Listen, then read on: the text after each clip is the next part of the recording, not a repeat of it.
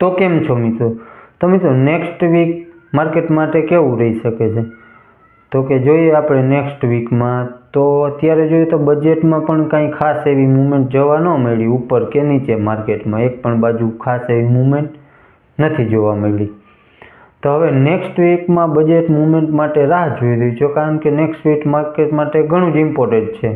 કેમ કે નેક્સ્ટ વીકમાં નિર્મલા સીતારમણજી આપણે બજેટમાં કીધું હતું 1 તારીખે લાઈવ હતું ત્યારે જ કે નવું ઇન્કમ ટેક્સ બિલ જેવી તમને નેક્સ્ટ વીકમાં જોવા મળશે. એટલે માર્કેટ આની પણ રાહ જોઈ રહ્યું છે.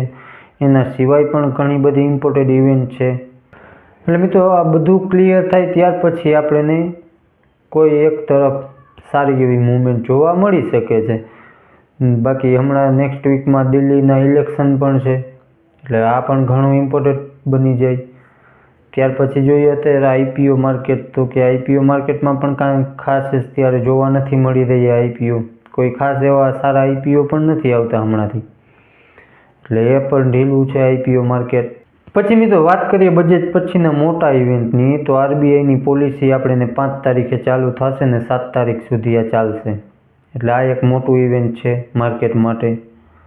તો મિત્રો આમાં આપણને રેટ કટ પણ જોવા મળી છે કે નહીં મળે એ એક જોવાનું છે, કારણ કે ઉમ્મીદ એવી છે કે રેટ કટ જોવા મળી શકે છે, કારણ કે આરબીઆઈ હમણાં જ માર્કેટમાં 1.5 લાખ કરોડ રૂપિયાની લિક્વિડિટી નાખી હતી, ડાયરેક્ટલી અને ઇનડાયરેક્ટલી બંને રીતે.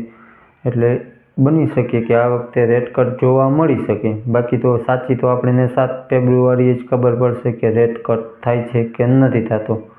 બાકી જોઈએ તો મિત્રો બજારમાં લિક્વિડિટી પણ આવી ગઈ છે. ત્યાર પછી મિડલ ક્લાસના હાથમાં પૈસા પણ બચવા લાગશે, કારણ કે કાલે 12 લાખ સુધીના ઇન્કમ ટેક્સ ફ્રી કરવામાં આવ્યું છે આવકને, એટલે એ પણ સારું કહેવાય.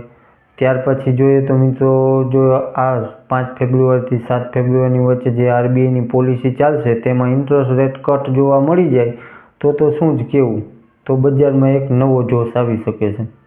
બાકી એફઆઈડીઆઈની વાત કરીએ તો મિત્રો એફઆઈની તો રોજ સેલિંગ જોવા મળી જ રહી છે આપણને, પણ એક સારી વાત છે કે ડીઆઈની સારી ટક્કર જોવા મળી રહી છે સામસામે. પછી મિત્રો ડોલર સામે રૂપિયો પણ નબળો પડતો જાય છે, એ પણ એક નેગેટિવ પોઈન્ટ છે. તો મિત્રો હવે ઓવરઓલ જોઈએ ને તો નેક્સ્ટ વીક ઘણું જ ઇમ્પોર્ટન્ટ છે. એમાં આપણને બુલ અને બેર બંનેની જબરદસ્ત ફાઇટ જોવા મળી શકે છે મિત્રો. તો આ હતી આજની આપણી અપડેટ વિડીયો. સારો લાગ્યો હોય તો એક લાઇક કરી દેજો, ચેનલમાં નવા હોય તો સબસ્ક્રાઈબ કરી દેજો. બાકી મળશું નેક્સ્ટ વિડીયોમાં.